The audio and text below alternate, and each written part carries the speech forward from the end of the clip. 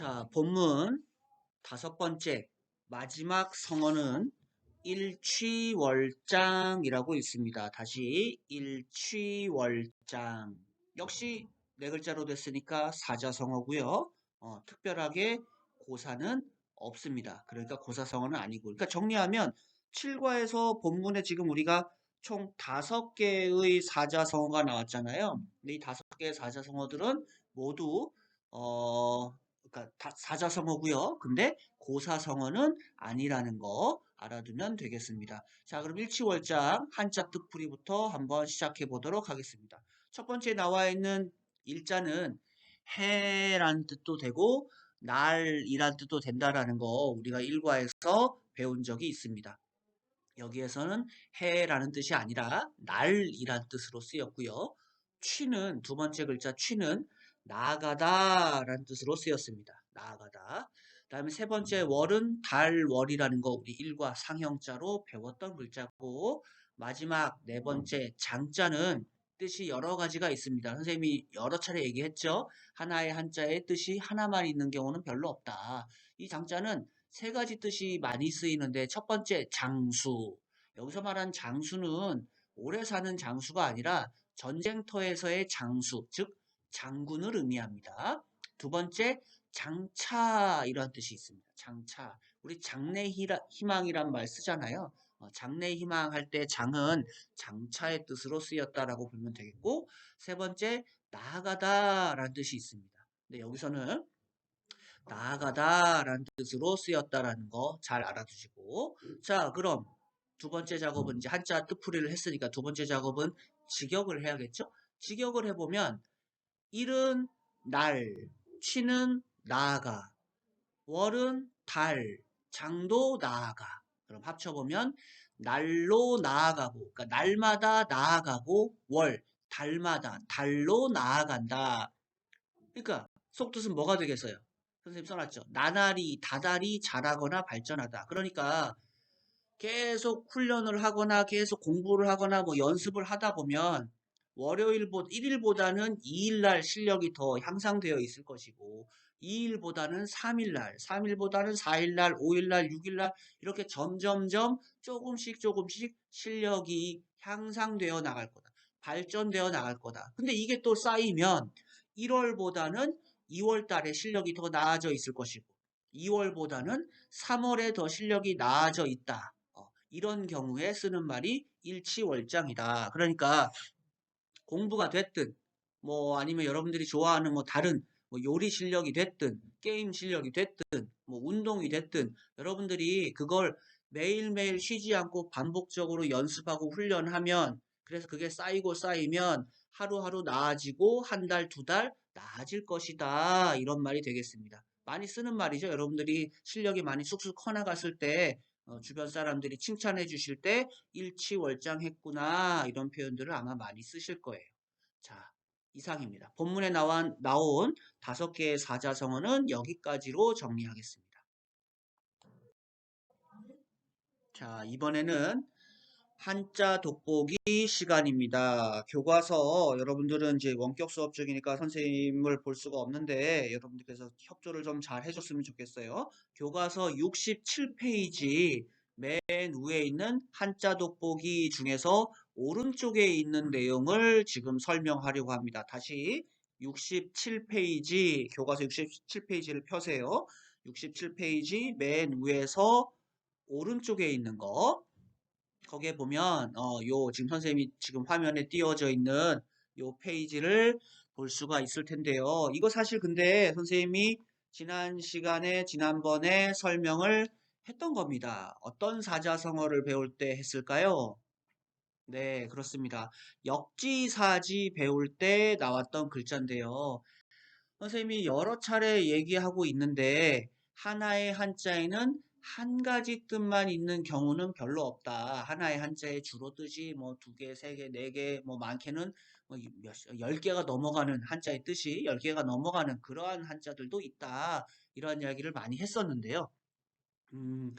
하나의 한자에 뜻만 여러 가지가 아니라 음도 여러 가지인 경우들이 있습니다. 여러분들 골치 아프겠어요. 그죠? 어렵죠? 뜻만 여러 가지 있는 것도 참 힘든데 음도 여러 가지래요. 근데 이제 음이 여러 가지가 있는 경우는 많지는 않고요. 뭐 많다고 생각하면 많을 수도 있겠지만 여러분들이 알아둬야 될 만한 수준에서는 그렇게 많은 편은 아닌데 나올 때마다 한 번씩 보고 가도록 하겠습니다. 이 글자 사실 역지사지 때 간단하게 설명을 했었어요. 이 글자는 발음이 두 가지라고 그랬습니다. 역이라고 읽을 때가 있고요. 이라고 읽을 때가 있다라고 그랬습니다. 전에 설명했듯이 역으로 읽을 때는 뜻이 바꾸다, 바꾸다. 그 다음에 이라고 읽을 때는 뜻이 쉽다 해서 지난번에 난이도 수능 시험 난이도 어려울 난 쉽다 이 이야기를 한 적이 있는데요. 그럴 때 쓰는 쉽다 이자입니다. 그럼 거기 교과서에 나와 있는 각각의 예들을 한번 살펴봅시다. 첫 번째 역 옆에 나온 건 교역, 무역 이렇게 나와 있는데요.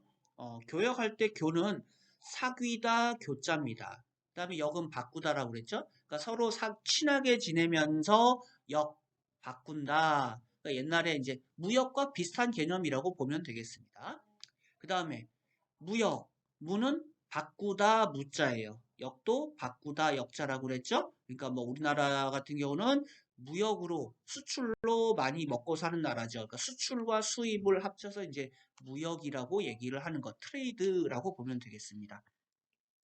그 다음에 이라고 되어 있는 데를 볼까요? 쉽다라는 뜻으로 쓰일 때는 이라고 읽어야 된다고 그랬죠. 그래서 평이 이번 시험은 평이했다. 평이 평평하다 평자거든요. 그러니까 막 높낮이가 있는 게 아니라 수준이 높아서 높거나 아니면 아주 낮아서 낮거나 이런 게 막 오르락내리락 하는 게 아니라 그냥 평평한 잔잔한 수준의 쉬웠다 이런 말인 거죠. 그러니까 이번 시험은 평이했다 그러면 대체로 잔잔하니 쉬웠다 이런 개념이라고 보면 되겠고 그 다음에 용이하다 이것도 쉽다 이런 뜻인데요. 용자는요 기본 첫 번째 뜻은 얼굴 용자예요. 얼굴이야.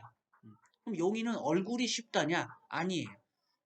한자에는 여러 가지 뜻이 있다고 그랬죠? 용자에는 얼굴이란 뜻 말고 쉽다란 뜻도 있습니다. 그래서 용이 하면 쉽다 이런 말이 되는 거죠. 이자도 쉽다니까. 자, 이렇게 정리하도록 하겠습니다. 자, 이번에 배워볼 것은 교과서 67페이지 맨 아래쪽에 있는 성어입니다. 다시 교과서 67페이지 맨 아래쪽에 있는 성어 부분을 배워보도록 하겠습니다. 여기에 나와 있는 성어는 중구난방이라는 성어인데요. 다시 한번 읽어보면 중구난방. 선생님이랑 같이 한번 만화를 볼까요? 학교 교실인가 봐요. 선생님이 얘들아 현장 체험학습 장소로 어디가 좋겠니? 라고 학생들한테 의견을 물어보죠. 그랬더니 학생들이 막 여러 명이 얘기합니다. 소방서요, 기상청이요, 한옥마을이요, 다문화체험관이요. 아유 아주 말들이 많네요. 그죠? 그랬더니 선생님 하시는 말씀이 정말 여기저기서 난리네. 중구난방이로군. 이라고 이렇게 말씀을 하시네요. 자, 중구난방 한자를 한번 살펴볼까요? 자, 중은 무리중이라고 얘기합니다. 무리중. 여기서 말하는 무리라는 건 여러 사람을 얘기하는 거예요. 여러 무리. 떼지어 다닌다 할 때 그 무리지어 다닌다. 여러 사람을 얘기하는 거죠. 우리 대중이란 말 쓰잖아요. 대중적인 그럴 때 쓰는 중자입니다. 무리중. 그 다음에 구는 입 구자고요. 중구하면 여러 사람의 입이 되겠죠. 무리들의 입, 여러 사람의 입. 나는 지난번에 선생님이 그 바꾸다 역 쉽다 이자 설명할 때 바꾸다 역 쉽다 이 두 가지의 음과 뜻이 있는 거 글자 기억나죠? 바꾸다 역 쉽다 이 그 글자 때 쉽다 이일 경우 반대가 어려울 난이다 그런 얘기 한 적이 있습니다. 쉽다 이의 반대 글자인 어려울 난 어렵다 난 그 글자고요. 방은 막을 방자입니다. 막다. 막다. 우리 방파제 들어봤을 거예요. 그죠? 막을 방자입니다. 방어한다 할 때 방자예요. 자, 그럼 이제 글자들을 알아봤으니까 글자 그대로 직역을 해봐야겠죠? 자, 중구는 여러 사람의 무리들의 입이라고 그랬어요. 그 다음에 나는 어렵다죠. 근데 방은 막는 거죠. 그러니까 난방하면 막기가 어렵다. 완성을 해보면 여러 사람의 입은 막기가 어렵다 이런 얘기죠. 그래서 속뜻은 뭐냐? 하도 여러 사람들이 막 이야기하니까 그 이야기하는 걸 막아낼 수가 없다. 하도 여러 사람들이 너무 떠든다. 그래서 혼란스럽다. 시끄럽다. 정신없다. 이러한 뜻입니다. 선생님이 속뜻을 정리해놨죠? 막기 어려울 정도로 여럿이 마구 떠든다. 이러한 상황을 우리는 중구난방이라고 합니다. 자, 수고하셨습니다.